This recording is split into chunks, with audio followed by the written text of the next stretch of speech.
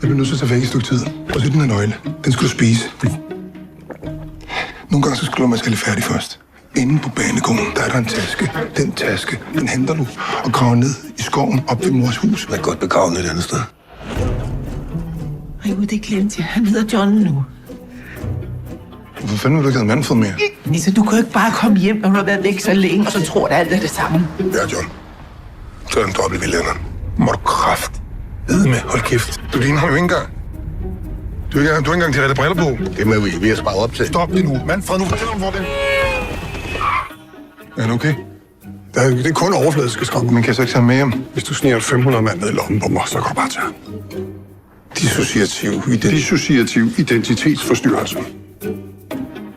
Altså, man kan ikke bare vælge sit eget navn. Jeg kan ikke bare kalde mig selv for Werner Kæmpepik. Altså, det skal afspejle i virkeligheden. Jeg forstår slet ikke, hvordan det er der mig.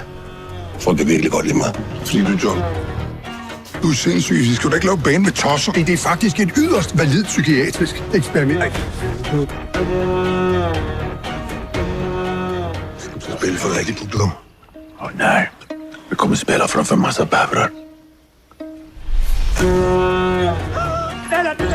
Hvad er det, Anker leder efter? Man har en hemmelighed, så sætter man en.